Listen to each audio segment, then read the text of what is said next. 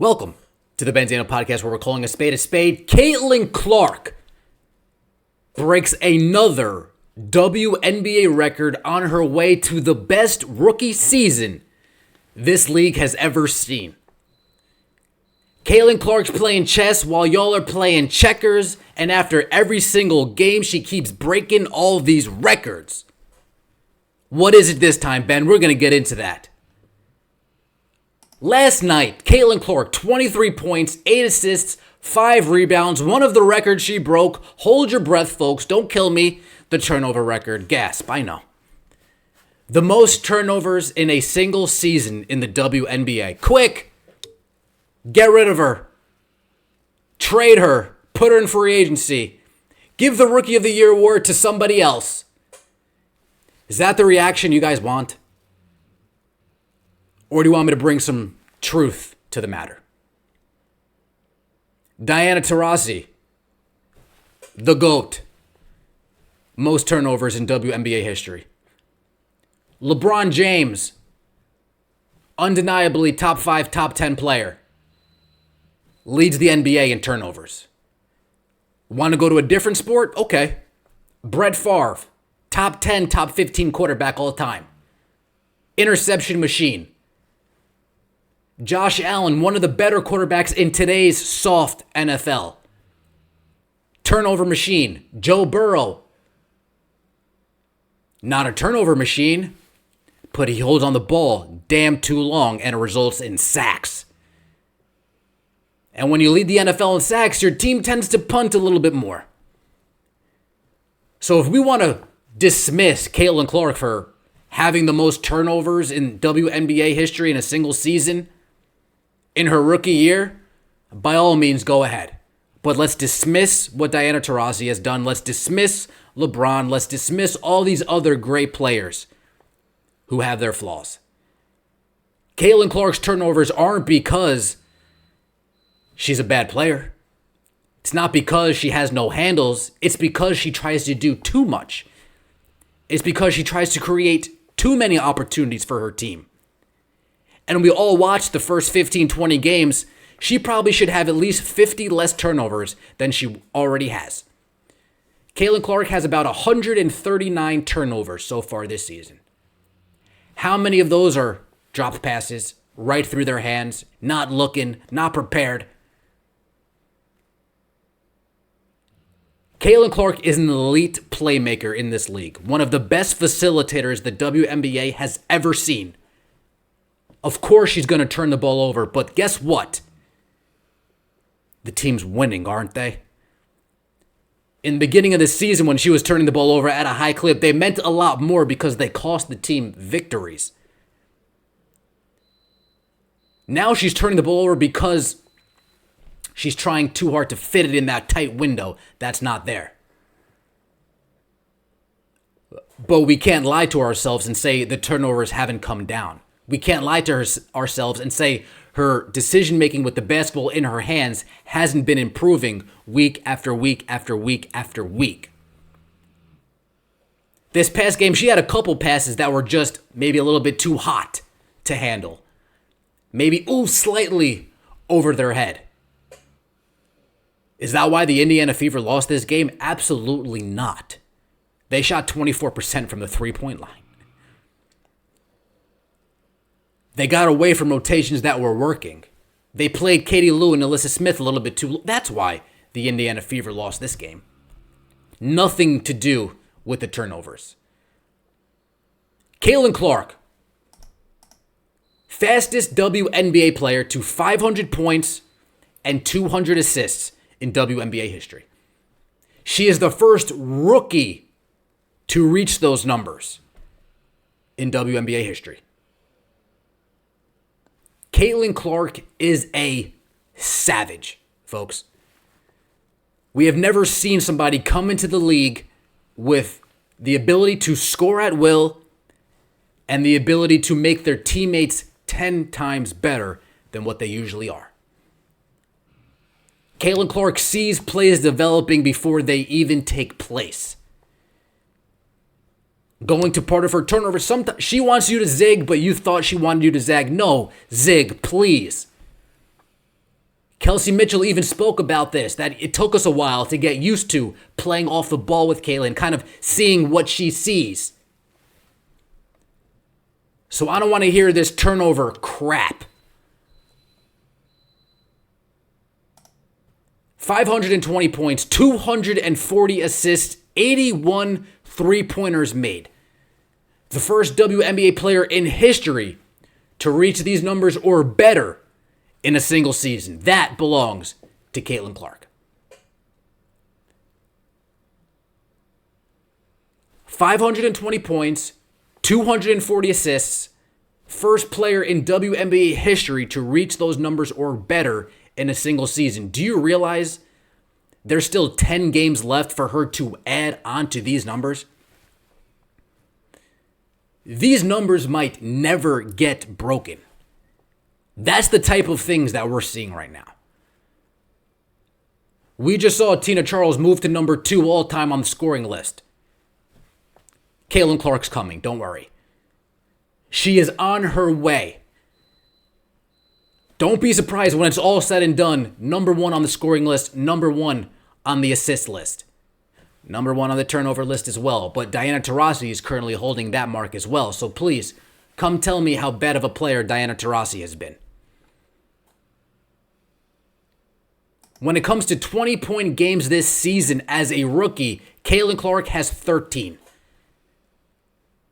If you add up all the rookies this year and all of their 20-point games, not even close. Not even close. We don't even want to see Caitlin Clark's assist numbers compared to the rest of the rookies. No disrespect, Julie Van Lowe. No disrespect. But Caitlin Clark's got you beat. She's competing for the all-assist record for the WNBA. The most assists in a season. That's the record Caitlin Clark's now going after. She's trying to lead the league in assists as a rookie. That's what Caitlin Clark is now going after. Comparing her to all these other rookies in her class, as you can see, the separation is apparent. But that's not another record that Caitlin Clark is closing in on. Last year, Breanna Stewart had 12 games of 25-5, the most in a single season with 12. Caitlin Clark, through 30 games, already has 11. We have 10 more games to go for Caitlin Clark to get 2 more 25-5 games and break a WNBA record. I'm telling you, this is as a rookie. Soon she's going to be averaging 23, 8-5, 24, 9-6. She's doing this as a rookie, chasing Breanna Stewart's record, chasing Diana Taurasi, chasing Sue Bird, chasing Alyssa Thomas. She's out here chasing greatness. Breanna Stewart last year, she won the MVP. So you want to continue to tell me Caitlin Clark's not in the MVP discussion? You are out of your mind. Caitlin Clark, as of right now, is averaging 17, 8, and 6. No player in history has averaged that, let alone not been named All WNBA First Team.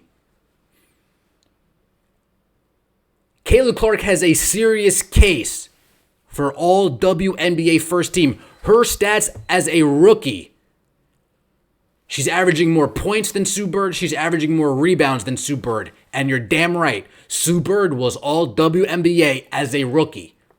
So the precedent is already there. I can't wait to see them hoe Caitlin Clark on the All WNBA team. I can't wait to see yet another snub take place. And the goalposts will continue to move. But as of right now, it is no surprise to any of us that Caitlin Clark is playing as well as she's playing. We expected this, folks. We expect her to play so well that when we see 23-8-5, people have the audacity to say she had a bad game. That's how good she's been playing, folks. Think of that. As a rookie, putting up 23-8-5, and we're like, damn, she really should have played better. Because we know it's in her. We know she has that ability. In the last 3 games, she's put up 23-8-5 most recently, 23-5-9, 29-5-10. Model of consistency. And the team went 2-1 in this stretch.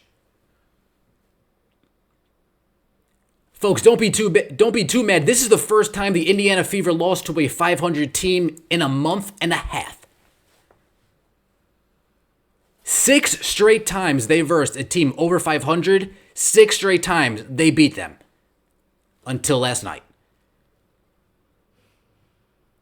So let's not hold our head too much over this loss because this team is seriously poised to make a run. I would hate to see the Minnesota Lynx in the first round. Trust me, I would hate to see that. But if we make our 3-pointers if we shoot 35%, we don't need to shoot 40. If we shoot 35%, we're winning that game. Despite all of the hiccups.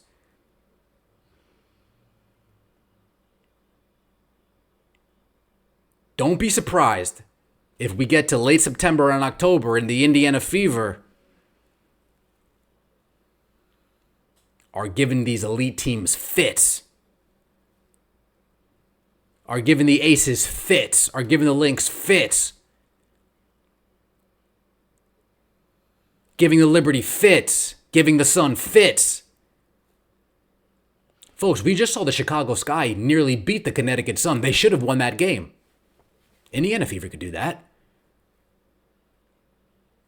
We just saw the Las Vegas Aces versus the Minnesota Lynx the other night. They lost as well. We can beat this team. We just need to make our open shots. We need to really iron out the rotations, iron out these lineups. And Christy Sides, you're not their friend. You're their coach. So if you need to say, hey, you're out of the rotation, you need to say you're out of the rotation. If you need to say, hey, you don't have it tonight. But when you get into these huddles, I hope that we're holding people accountable and we're not just making generalizations about the whole team. Because that will be doing the Indiana Fever an incredible disservice. Caitlin Clark and Kelsey Mitchell, every night they're coming to ball. Aaliyah Boston as well. She's not crushing it like she did before the break. She's had a few good games, don't get me wrong. But those 3 seem to consistently bring it every game. We need others to bring it as well. Whether it's Lexi, whether it's Katie Lou finally getting those threes, whether it's Dantas getting in the post. Folks, I saw Dantas post up Nafisha Collier, simply moving her out of the way because she weighs more and can utilize her weight. If I was Chrissy Sides, I would have went back to it. Oh, that seems pretty easy. Hey, try to do that again. We didn't see it again. We need to identify mismatches and take advantage. Is it a mismatch with Collier on Dantas? Probably not. But if we saw Dantas do it one time, let's go back to it and do it until it doesn't get stopped anymore. It's the Ben Daniel Podcast. We're calling a spade a spade. I appreciate all the support. Let me know what you think in the comment section below. We are in the venue on Monday. Atlanta Dream, looking to be the biggest WNBA game in the state of Georgia. God damn. Appreciate you guys.